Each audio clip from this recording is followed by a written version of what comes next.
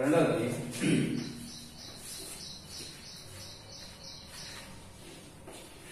విశేషణ ఉత్తర పద విశేషణ ఉత్తర పద కర్మధారయ సమాసం. ఇక్కడ విశేషణం అనేది అంటే గుణాన్ని తెలిపేది ఉత్తర పదంలో ఉంటుంది, అంటే రెండవ పదంలో ఉంటుంది సమాసంలో. ఇక్కడ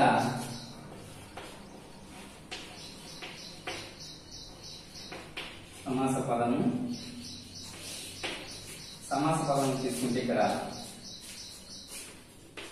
ఉదాహరణ కపోత వృద్ధము, కపోత వృద్ధము. ఇక్కడ విశేషణము ఉత్తర పదంగా ఉంది. ఇక్కడ విశేషణం అంటే గుణాన్ని తెలియజేసేది ఉత్తర పదంగా ఉంది. దీనికి మరొక పేరు కూడా ఉంది, అదే విశేష పూర్వపద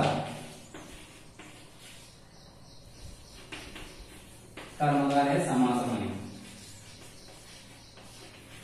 విశేష పూర్వపదంగా ఉంటుంది అంటే విశేషం ఉత్తర పదంలో ఉంటే విశేషం పూర్వపదంలో ఉంటుంది అని. అంటే విశేషం అంటే ఇక్కడ నామవాచకము, ఇది గుణం. విశేషం అంటే గుణం అని. ఇక్కడ ఉదాహరణ చూడు, కపోత వృద్ధం. విశేషణము ఉత్తర పదం ఉంది, వృద్ధం అంటే ముసలిది అని. కపోతం అంటే పావురం, కపోతం అంటే ఇక్కడ పావురం. ఎలాంటి పావురము?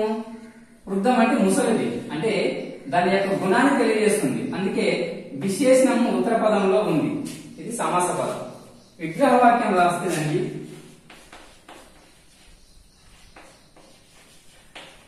విగ్రహవాక్యం చేస్తే దాన్ని ఎలా తీసుకుంటాం అంటే ఇక్కడ వృద్ధమైన అని తీసుకుంటాం.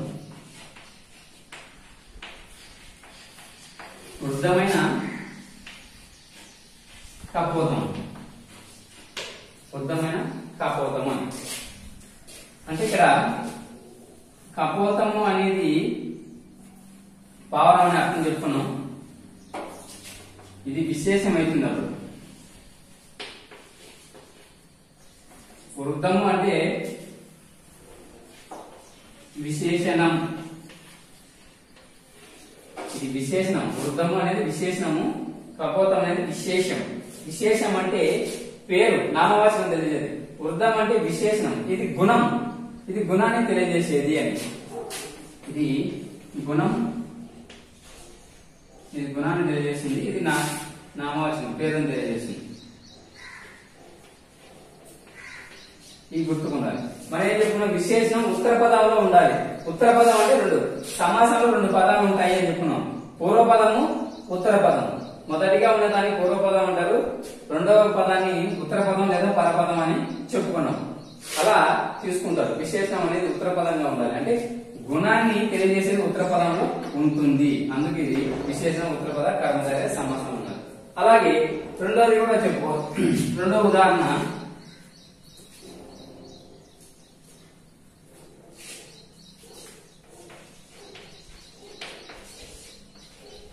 బ్రాహ్మణ శ్రేష్ఠుడు.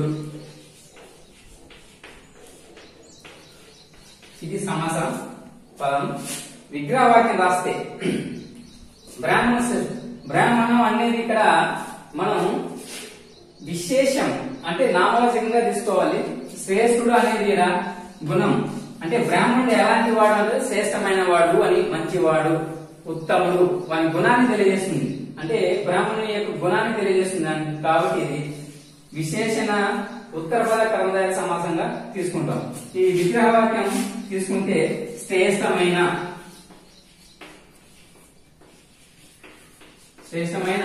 బ్రాహ్మణుడు,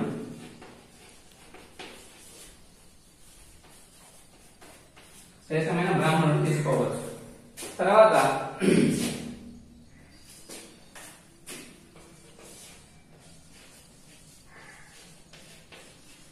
మామిడి గున్న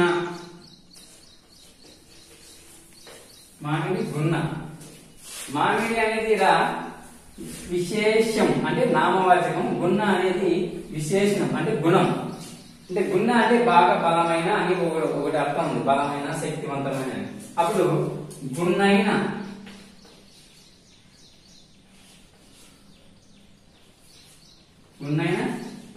మామిడి అనేది తీసుకోవచ్చు.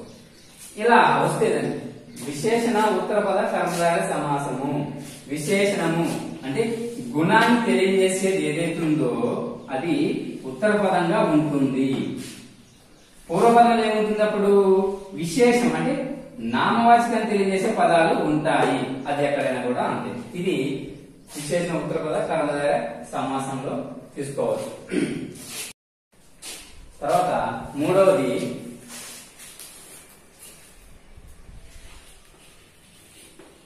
విశేషణ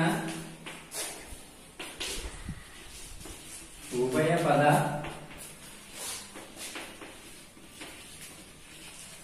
కర్మధారయ సమాసము. విశేషణము ఎలా ఉండాలి? ఉభయ పదాలు అంటే పూర్వ పదంలోను ఉత్తర పదంలోను రెండు విశేషణలై ఉండాలి. ఇంతకుముందు ఏం చెప్పుకున్నాం? విశేషణ ఉత్తర పదం అన్నప్పుడు విశేషణ అంటే గుణాన్ని తెలియజేసే మాత్రం ఉత్తర పదంలో ఉంటుంది. అలాగే విశేషణ పూర్వ పదం అని చెప్పుకున్నాం. అంటే విశేషణం అనేది అంటే గుణాన్ని తెలియజేసేది పూర్వపదం మాత్రమే ఉంటుంది. ఇక్కడ మాత్రం విశేషణ ఉభయ పద రెండు పూర్వ పదము ఉత్తర పదము రెండు విశేషణాలే ఉండాలి. అవి ఉదాహరణ తీసుకుంటే సమాస పదం ఇక్కడ మృదు మధురము అని ఉంది. ఇక్కడ మృదు అనేది పూర్వ పదం,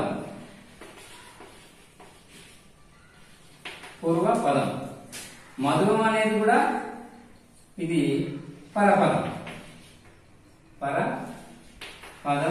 లేదా ఉత్తర పదం. మనం ఇక్కడ ఏ దాని గురించి చెప్పుకుంటున్నాం అంటే విశేషణ ఉభయ పద కర్మధారయ సమాసం గురించి చెప్పుకున్నాం. విశేషణం అనేది అంటే ఉభయ పద రెండు పూర్వ పదము ఉత్తర పదములను విశేషణలై ఉండాలి అని. ఇక్కడ మృదు అనేది సాఫ్ట్నెస్ అనేది తెలియజేస్తుంది, దాని గుణం. మధురం అంటే తీపి, ఇది కూడా గుణమే. అంటే రెండు విశేషణాలై ఉండాలి. విశేషణము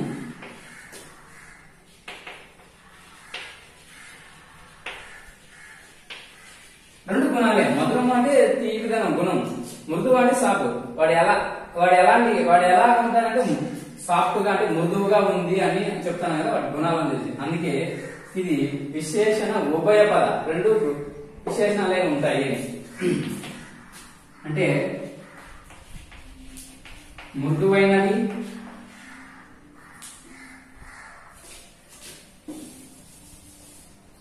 మధురమైనది.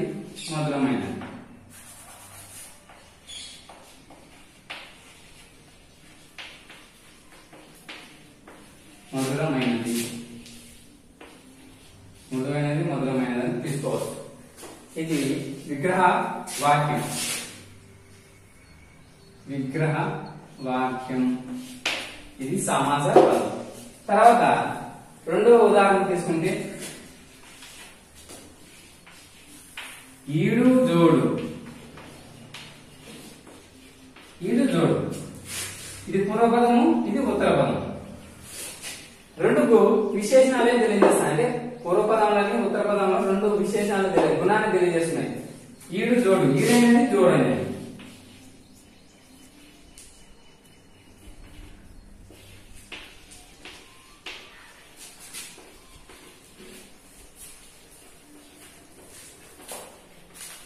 ఈడైనది జోడైనది అలా తీసుకోవచ్చు. మూడోది కూడా తీసుకుంటే ఉదాహరణ శీతోష్ణం.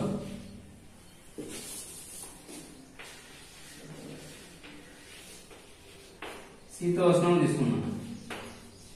దీంతో శీతోష్ణం, శీత అంటే చల్లదనము, ఉష్ణం అంటే వేడి రెండు తెలియజేస్తుంది. ఉష్ణము వేడి తెలియజేస్తుంది. అంటే పూర్వపదం ఉత్తర పదం రెండు మనకు విశేషణాలై ఉంటాయి. అంటే శీతము ఉష్ణము, వేడి అనేది చల్లదనంగా ఉన్నది, ఇలా మృదు మధురము. అలాగే ముగ్ధ మందారం లేదా ముగ్ధ మనోహరం.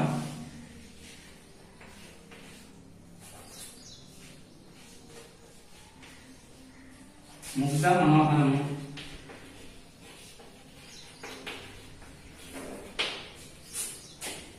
ముగ్ధమైనది మనోహరమైనది విగ్రహ వాక్యం తీసుకుంటే ముగ్ధమైనది మనోహరమైనది కూడా తీసుకోవచ్చు. ఇలా విశేషణ ఉభయపద కర్మధారయ సమాసము. విశేషణం అనేది అంటే గుణాన్ని తెలియజేసేది. ఉభయపద అంటే పూర్వపదంలోను ఉత్తర పదంలోను. పూర్వపదంలో విశేషణమై ఉండాలి, పరపదంలో అంటే ఉత్తర పదంలో కూడా విశేషణమై ఉండాలి. ఆ గుణాన్ని తెలియజేసేది విశేషణం అంటే గుణాన్ని తెలియజేసేది రెండు కూడా ఈ యొక్క పూర్వపదం ఉత్తర పదంలో ఉంటే విశేషణ ఉభయపద కర్మధారయ సమాసం అని కూడా అంటారు.